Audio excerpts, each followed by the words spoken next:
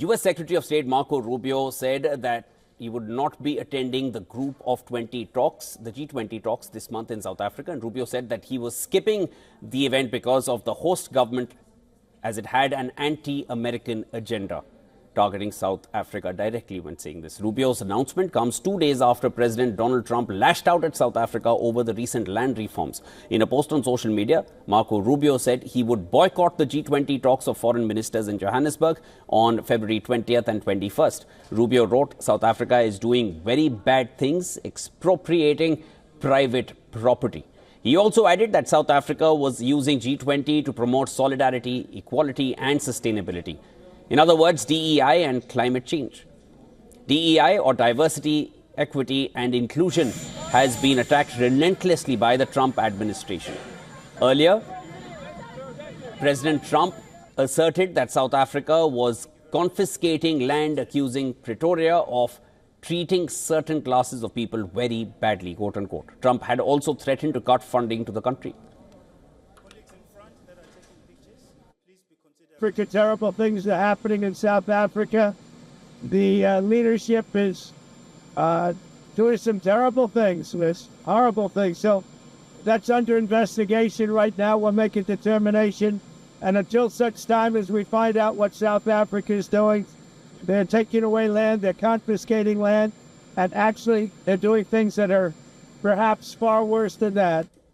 South African President Cyril Ramaphosa rejected Trump's assertions and said that he was ready to explain his government's land reform policy to his U.S. counterpart. The act stipulates the government may, in certain circumstances, offer nil compensation for property that it decides to seize in the public interest. However, it does not allow for arbitrary seizures and states that attempts must be made to reach an agreement on compensation with the owner.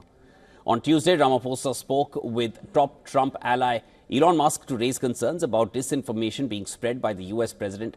Land ownership is a contentious issue in South Africa, with most farmland still owned by white people 3 decades after the end of apartheid. The government is under pressure to implement reforms. The absence of the United States, the world's largest economy, would mark a major blow to the G20, which is meant to represent the world's largest economies. Now, the meeting could have also offered a first opportunity for Rubio to meet his Russian counterpart, Foreign Minister Sergei Lavrov of Russia.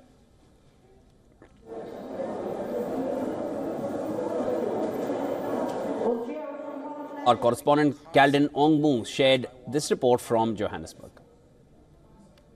The first important meeting of G20 foreign ministers will kick off in Johannesburg on February 20th. South African government says they are looking forward to host all member states, but this morning on a social media platform X, U.S. Secretary of the State Marco Rubio wrote that he will not be attending the G20 Summit in Johannesburg, reiterating what President Trump has said, that South Africa is doing very bad things, expropriating private property.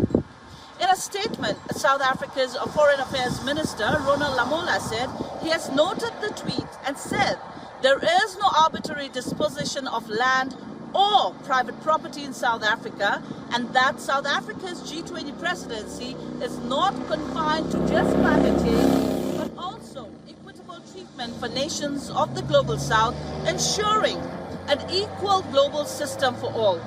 He said South Africa remains open to engage with the U.S. On Wednesday, presidency spokesperson Vincent Magwenya confirmed that conversation is already taking place at various levels between U.S. and South Africa on issues relating to PEPFAR AIDS, and also refuting some mischaracterization of South Africa and application of the country's laws. He even added that President Ramaphosa's intention is to welcome President Trump on a state visit ahead of G20, which will afford the two to engage on various issues. This is Calden Ongmu from Johannesburg, South Africa for WION The World is One.